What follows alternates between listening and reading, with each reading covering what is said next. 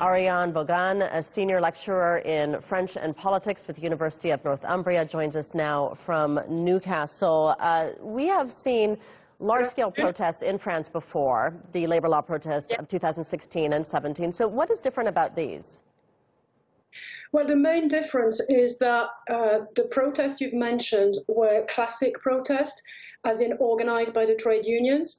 Whereas this one was organized through social media, and there's a huge difference between the two. When it's organized by a trade union, we have leaders, we have a set of very specific demands, and protests are used as a tool to put pressure on the government, to force the government to either back down or negotiate.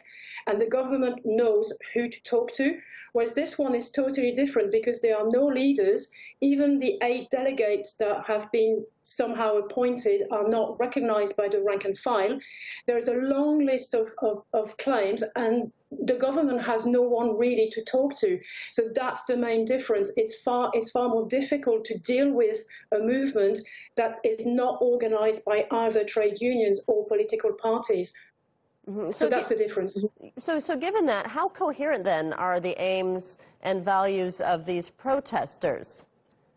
Well, if you look at the list that they published, I think it was on Tuesday, it's a very, very long list, and it goes in all kind of directions.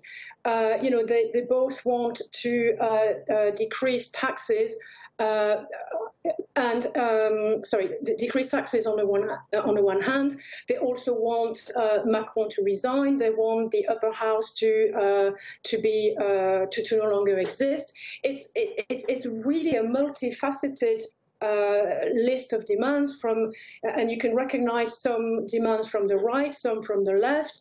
So it's very, very difficult to actually know what it is exactly that they want, and that's why it's so difficult for the government to deal with the situation. And you mentioned those protesters are calling for the French president to resign. Emmanuel Macron is in Argentina right now for the G20. What sort of consequences do you think that he might face? Well, I mean, I think we'll have to see how the movement goes from here, because you've mentioned before the figures for today, and that's far less than last week and far less than the week before. So the government and Macron might hope that it's going to die down, either because, Christmas is around the corner, or because the violence that we have seen, and I can see in your image now, might put people off. So the government might think, let's wait and see. In terms of damage for Macron, it's not going to improve his popularity rating. It's great for all the opposition parties. They are not really involved, but they can capitalize on that anger. And the real test will be in May in the European elections, which will be the first electoral test for Macron since he's been elected. We know that he had targeted this election as very important because he wants to do at the EU level what he did in France, as in reshape the political landscape.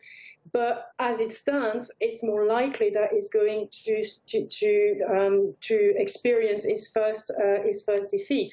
So obviously, no government wants to be faced with this, and it's the question now is more, where do we go from here? Will it die down, or will it become even bigger? All right, Ariane Bougain, thank you for joining us and sharing your thoughts with us today.